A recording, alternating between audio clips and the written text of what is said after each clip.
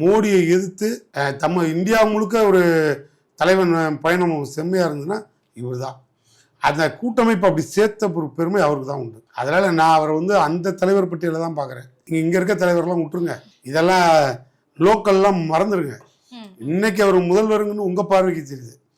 என்னோட பார்வையில் அந்த சமூக நீதி காவலராக இந்தியா முழுக்க பலம் வர வேண்டிய ஒரு முப்படையும் கட்டியாளக்கூடிய ஒரு மூளை பலம் உள்ள ஒரு தலைவர். கிட்டத்தட்ட பிரதமர் ஆகிறதுக்கான எல்லா தகுதியும் அவருக்கு இருக்கு அப்படின்னு சொல்ல வரீங்க. அப்படி எடுத்துக்கலாமா? ஓப்பனாவே சொல்லிட்டேன், முப்படையும் கட்டியாலும் மூளை பலம் உள்ள தலைவன் மு.க. ஸ்டாலின். அப்ப அதுக்கு அர்த்தம் என்னன்னு உங்களுக்கு தெரியும். ஏன்னா நீங்க சொல்ல முடியாது, நாளைக்கு சொல்லுவது.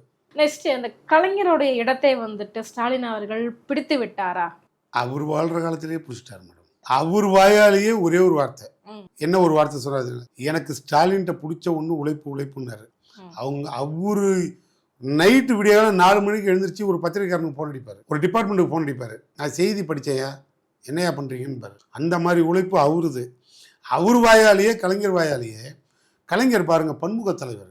எந்த துறையிலையாவது அவரை மிஞ்சின ஒரு தலைவன் உங்களால் அடையாளம் காட்ட முடியுமா? எழுத்துத்துறை, கவி, பேச்சு, செயல்பாடு, நிர்வாகம், ராஜதந்திரம், இந்தியாவை நோக்கி பார்வை, தொலைநோக்கு பார்வை, இந்தியாவில் எத்தனை பிரதமர்களை உருவாக்குறதுக்கு இங்கே உட்கார்ந்து அந்த தலைவன் போட்ட பிளானு, இது எல்லாம் அப்படியே பாருங்க. எக்ஸிக்யூட்டிவ் பவர்ஸு இந்தியாவில் இங்கேருந்து தமிழ்நாட்டிலேருந்து எந்த பட்டனை தட்டினா எங்கேருந்து நிதி வரும்ன்ற ஒரு பெரிய வல்லமை, இதில் யாரும் கலைஞர் மிஞ்சின ஒரு தலைவனே கிடையாது.